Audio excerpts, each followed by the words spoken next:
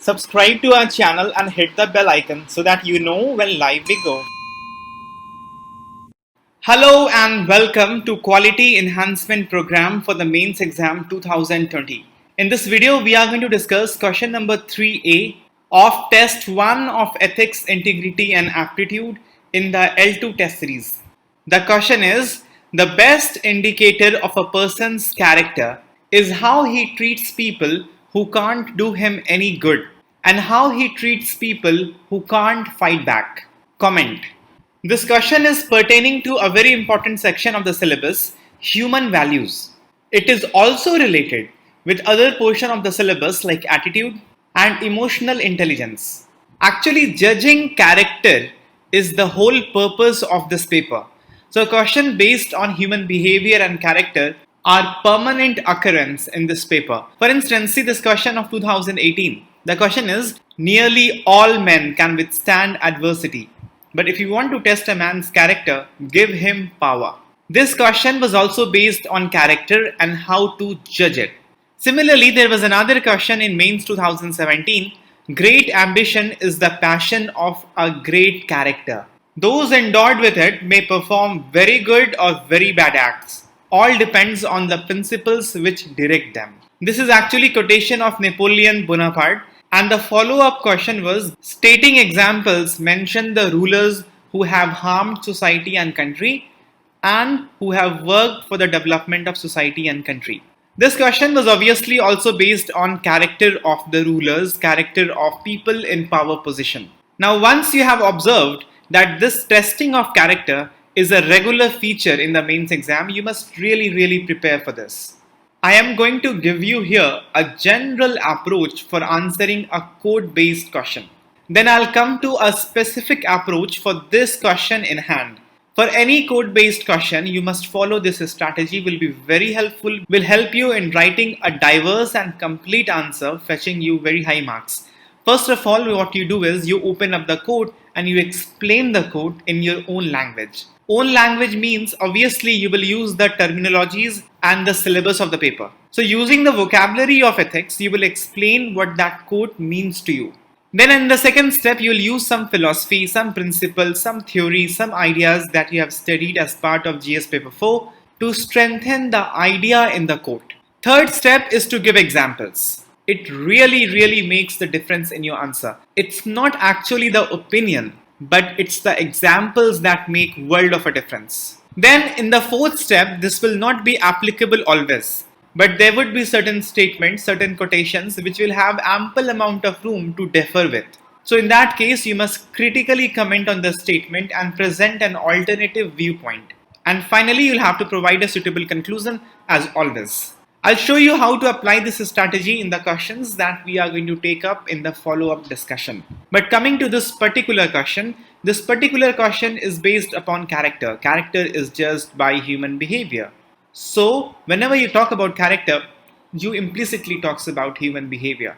This question and other questions that have come previously in the UPSC mains exam, we have seen that they're asking how to test the character. Sometimes, see, you must understand a general thing that human behavior comes from attitude. Attitude develops from values. Values develop from belief system. When belief system combines with emotion, that is developed into values. And belief system comes from cognition, the knowledge, the information that we gather from early stages during the process of socialization that forms our cognition. Those cognitions which are strongly held, those knowledge, those information, those belief which are strongly held, they are the core belief. And when they are combined with emotion, we start to value that too much. They become our values. From values comes attitude. From attitude comes human behavior. And hence, that's how character of a human being is developed. But however, there is another important determinant in human behavior and hence is critical in judgment of character, which is external factor, situational. Suppose you are meeting with someone in power position. You will not misbehave. You will not complain. You will show your best attitude, your best character. You will show your humbleness. So the behavior is coming from the situation. It's not coming from the attitude so much. So judgment of your value will not come in that situation where external factor is playing very crucial role. It is only when you remove this, when the external situation is not playing a critical role, the behavior will be the direct judgment of the value. When you are dealing with someone who can't give you anything, who can't harm you, who can't fight back, in that situation, the external influence is minimum, is nil. So, how you behave in that situation, that is actually the true judgment of your value. And that's what the question is simply saying. This is a Brahmastra. I'll use it again and again during the course of discussion. This is a kind of a snapshot of the most important portion of your syllabus. Because in ethics, we are dealing with human behavior. And this is how human behavior can be seen to be flowing out. Now, coming to the question. In the question, you'll have to have an introduction. That's the first step. Since the question is based on character, so it will be nice if we begin with talking about character or defining it very shortly, concisely. I have written character is inner quality reflected in one's behavior. Aristotle has pointed out that our character is result of our conduct. So basically this is what character is. We can measure the character through our conduct, through our behavior. Now after this, what you have to do is to explain the quotation. You don't have to repeat the language, you have to use your own language using the vocabulary of the paper, but explain what it means to you.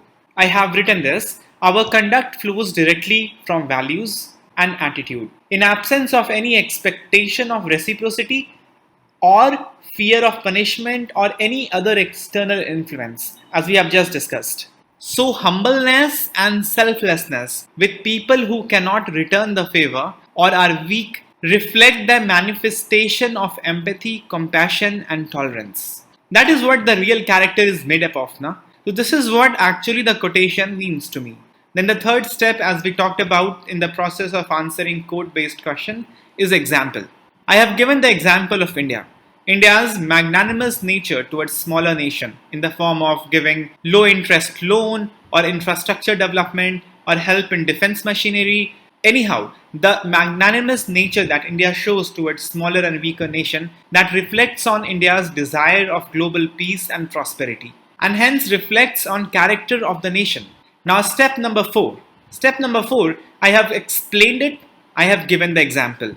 Now I will add more value to the answer and make my argument more compelling if I use another theory, philosophy, principle or idea of a philosopher, anything that will reinforce the idea in the quote that I have explained and for which I have given the example.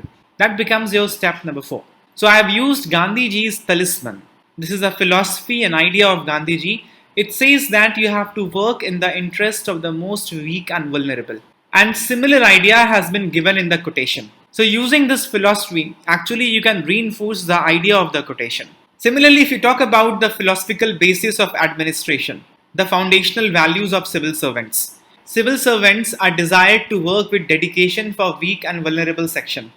How will that happen? Unless you work with full dedication for people who cannot give you anything in return. That's what the quotation is saying. Civil servants are in power position and weak and vulnerable sections are marginalized. They can't give anything in return.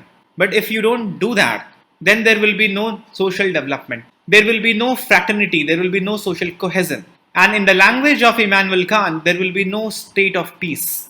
When you do social contract, you study that in the beginning there is a state of nature which is full of chaos.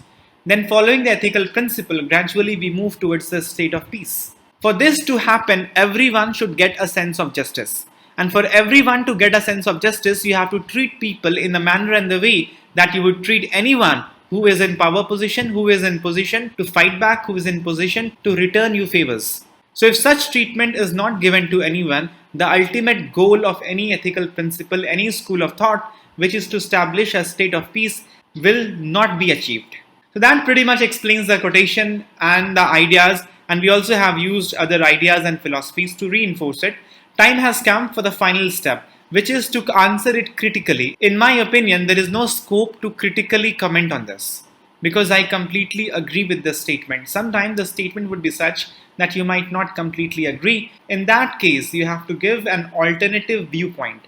But here we are not giving that because this seems to be a very genuine quotation. So you can end the answer with a conclusion. In conclusion, you may talk about character building because the quotation is on character, but how you will reach to that state of character that the quotation is talking about, That will obviously happen with proper value inculcation during the process of socialization.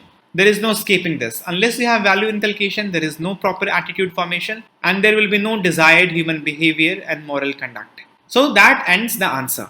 Must we do evaluation of our own answer? Was the answer relevant? Relevancy of the answer will depend upon congruency with the syllabus. If we are using the philosophies, theories, principles, ideas mentioned in the syllabus, if you are using the vocabulary of the paper, you will be relevant. We have used Gandhiji's philosophy, that is to be studied as part of your preparation. We also used Immanuel Kant's concept of a state of peace. So we have used the philosophies as has to be studied under the syllabus, and we also have used vocabulary of the paper. We have used terms and phrases like socialization, strong value inculcation, attitude formation, fraternity, social cohesion. We also used in the beginning a quotation by Aristotle. So our content enrichment is also there. We divided the answer into introduction, body and conclusion. So structure is checked. Presentation was also good because we used short sentences with proper flow of language. We covered all the aspect of answer in 154 words, which is pretty impressive.